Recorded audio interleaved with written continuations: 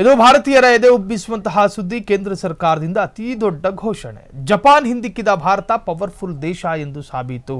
ಇನ್ನು ಮುಂದೆ ವರ್ಷದಲ್ಲಿ ಜರ್ಮನ್ ದೇಶದಲ್ಲಿ ಇನ್ನು ಕೇವಲ 3 ವರ್ಷಗಳಲ್ಲಿ ಜರ್ಮನ್ ದೇಶವನ್ನು ಕೂಡ ಭಾರತ ಹಿಂದಿಕ್ಕಲಿದೆ.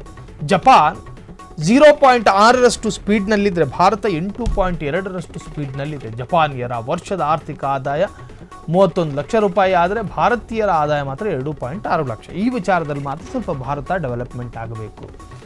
ಭಾರತ ಡಿಜಿಟಲೀಕರಣದಲ್ಲಿಯೂ ಕೂಡ ಮುಂದಿದೆ. ಭಾರತ ಹಣದ ಬ್ಯಾಂಕ್, ಹಣದ ವ್ಯವಹಾರದಲ್ಲಿಯೂ ಕೂಡ ಮುಂದಿದೆ. ಭಾರತ ಆಂತರಿಕ ಯುದ್ಧೋಪಕರಣಗಳಲ್ಲೂ ಕೂಡ ಭಾರತ ಸಶಸ್ತ್ರವಾಗಿದೆ. ಎಲ್ಲದರಲ್ಲೂ ಪ್ರಬಲವಾಗಿರುವ ಭಾರತ ನಿರುದ್ಯೋಗ ಸಮಸ್ಯೆ ಮಾತ್ರ ಭಾರತದಲ್ಲಿ ತಾಂಡವಾಡ್ತಾ ಇದೆ. ಬಡತನ ನಿಜಕ್ಕೂ ಕೂಡ ರಾಷ್ಟ್ರದಲ್ಲಿ ಅಟ್ಟಹಾಸ ಮೆರೀತಾ ಇದೆ. ಬಡತನ, ನಿರುದ್ಯೋಗ, ಶಿಕ್ಷಣ, ಅಕ್ಷರತೆ, ಸೊ ಇವೆಲ್ಲವೂ ಕೂಡ ಭಾರತದಲ್ಲಿ ಏಳಿಗೆಗೆ ಕಾರಣ ಆಗಬೇಕಾಗಿರ್ತಕ್ಕಂಥ ಸಬ್ಜೆಕ್ಟ್ಗಳು. ಈ ಕ್ಷೇತ್ರಗಳಲ್ಲಿ ಸ್ವಲ್ಪ ಡೆವಲಪ್ಮೆಂಟ್ ಆಗಬೇಕು. ಅದು ಬಿಟ್ಟರೆ ಜಾಗತಿಕವಾಗಿ ಭಾರತ ಎಲ್ಲ ದೇಶಗಳಿಗೂ ಕೂಡ ಟಕ್ಕರ್ ಕೊಡುವಂತಹ ದೇಶವಾಗಿ ಪರಿವರ್ತನೆಗೊಂಡಿದೆ. ಹಾಗಾದರೆ ಭಾರತ ಇನ್ನೂ ಕೂಡ ಅಭಿವೃದ್ಧಿ ಹೊಂದಬೇಕಾದ ಕ್ಷೇತ್ರಗಳು ಯಾವುದು? ನಿಜಕ್ಕೂ ಕೂಡ ಜಾಗತಿಕವಾಗಿ ಚರ್ಚೆ ಆಗ್ತಾ ಇರತಕ್ಕಂಥ ವಿಚಾರ. ಪ್ರಬಲ ದೇಶಗಳನ್ನೇ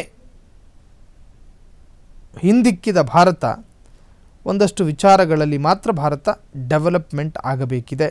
ಆ ವಿಚಾರಗಳು ಸಾಕಷ್ಟು ಶಿಕ್ಷಣಕ್ಕೆ ಸಂಬಂಧಪಟ್ಟಿರುವುದರಿಂದಾಗಿ ಶಿಕ್ಷಣ ಕ್ಷೇತ್ರದಲ್ಲಿಯೂ ಕೂಡ ಭಾರತ ಸ್ವಲ್ಪ ಯೋಚನೆ ಮಾಡಬೇಕಾಗಿದೆ. ಶಿಕ್ಷಣ ಕ್ಷೇತ್ರ, ಬಡತನ ನಿರ್ಮೂಲನೆ ಜೊತೆಗೆ ನಿರುದ್ಯೋಗ, ಈ ಸಮಸ್ಯೆಗಳಿಂದ ಭಾರತ ಏನಾದರೂ ಹೊರಬಂದರೆ ಎಲ್ಲ ಪ್ರಬಲ ದೇಶಗಳಿಗೂ ಕೂಡ ಟಕ್ಕರ್ ಕೊಡುವಂತಹ ರಾಷ್ಟ್ರವಾಗಿ ಭಾರತ ಹೊರಚಿಮ್ಮಲಿದೆ.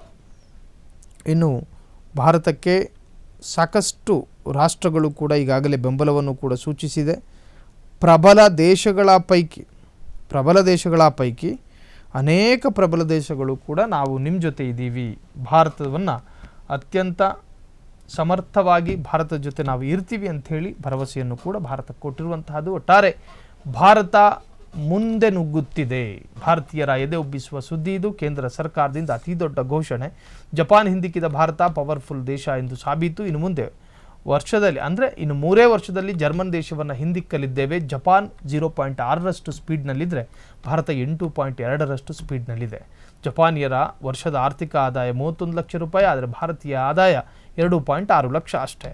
ಜನರ ಜೇಬು ತುಂಬ ವಿಷಯದಲ್ಲಿ ಭಾರತ ಸುಧಾರಿಸಬೇಕಿದೆ. ಜಪಾನ್ ನಮಗಿಂತ ಎಷ್ಟೋ ಮುಂದಿದೆ, ಆದರೆ ಭಾರತ ಹಂತ ಹಂತವಾಗಿ ಬೆಳೆಯುತ್ತಿದೆ ಮತ್ತು ಜಗತ್ತಿನ 2ನೇ ಅತಿ ದೊಡ್ಡ ದೇಶವಾಗಿ ಮಾರ್ಪಡಲಿದೆ ಅಂತ ಹೇಳಿ ಸರ್ವೆ ಒಂದು ತಿಳಿಸಿದೆ. ಕ್ಷಣ ಕ್ಷಣದ ಸುದ್ದಿಗಳಿಗಾಗಿ ಫ್ರೀಡಂ ಟಿವಿ ಸಬ್ಸ್ಕ್ರೈಬ್ ಮಾಡಿ, ಲೈಕ್ ಮಾಡಿ ಹಾಗೂ ಫಾಲೋ ಮಾಡಿ. ಹೊಸ ಸುದ್ದಿಗಳ ನೋಟಿಫಿಕೇಶನ್ಗಾಗಿ ಬೆಲ್ ಐಕಾನ್ ಮೇಲೆ ಕ್ಲಿಕ್ ಮಾಡಿ.